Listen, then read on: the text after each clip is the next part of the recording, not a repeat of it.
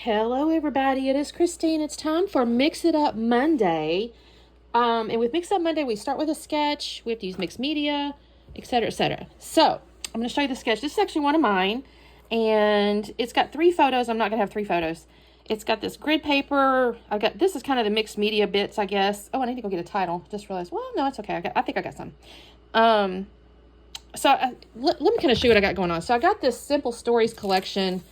The little things, and I really want to use it. I'm kind of done with it. I don't use the word bored with it, but I'm not done with it. I've used it on a bunch of different things at this point. I've got basically some scraps, and I got some full-size sheets of paper. This is not in it, by the way. Let me show you what I got going on. So in this collection, I got some tags still left. I got this piece, and then I had this piece, which I do like that, and then I had this, then I had that, this purple. So I've got this. The problem I have with it is every one of these patterns at this point, how I managed to do this, I couldn't tell you, is almost always all the same scale. Like the flowers and stuff are the same scale. They're not, there's nothing to balance each other out. The exception of something like this, I could do. But honestly, I really love this pattern. I don't know, like I'm struggling because there's, actually I could do something like this maybe. I don't know, I might do something like this. But I'm not wanting to use all these together on this layout. That's my point. So, what was I doing? No, because I was wanting to use this. I can't. I want to use this piece of paper. So, I'm going to use this piece of paper. So, I went off into my stash is what I did, is my point. And I found this piece, which is My Mind's Eye from 2010, y'all. So, a 15-year-old piece of paper. And I'm going to use this as kind of that grid because it has this grid look and feel to it. And it's got the little pink dots and then the green kind of goes. So, I'm going to use this as the grid. And then I went off into my hip kit because I needed a piece to go horizontally and everything's just too busy. So I found this one. It'll have to trim up a little bit because it's a little too tall. And that ends up going over the top of it. So that tones down my patterns. And then what I've got is I just got this one cute little photo of my daughter when she was about 2 or 3. I found it in a bunch of box of photos. I actually took a picture because I zoomed in because it was such a far away. When the picture was taken, I zoomed in and took it and then printed it that way. And I think what I'm going to do is like little tags, although that's so light on there. I could flip it. So that's cute. Let's see what I got in the way of tags here. I don't want to use the purples. I do still have journaling bits too, but I don't know about that. Maybe I can use the butterfly. I don't know about that. I'm not loving that. My problem is I didn't necessarily want the white on the white, but I could make a tag, I suppose, but I just had so many of these.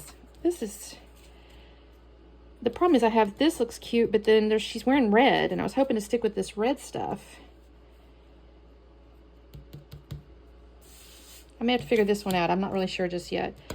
So anyway, that's where I'm at. I need to mount her on something.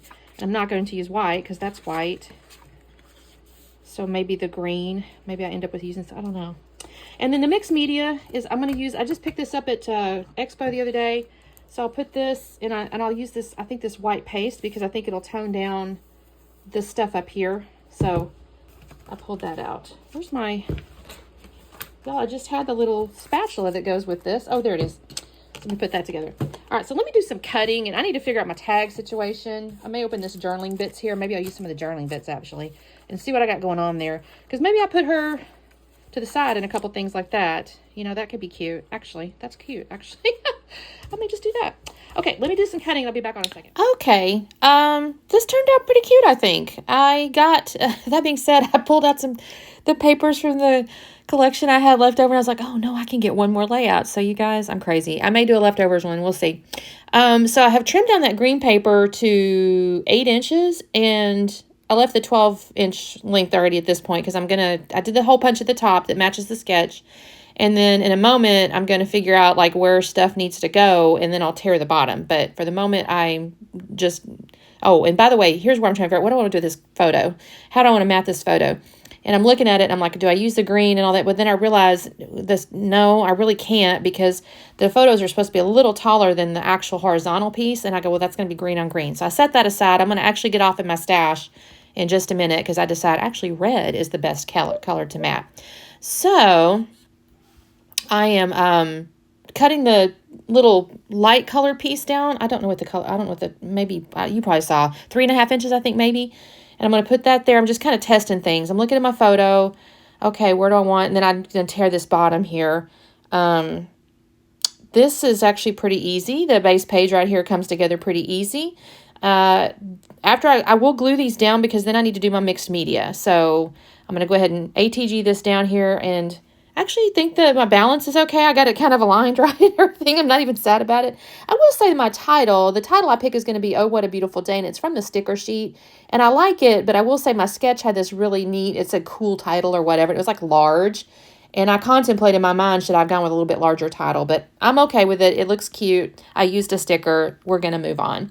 So here's where I've got my stuff glued down, but I need to put my mixed media down in this paste right here.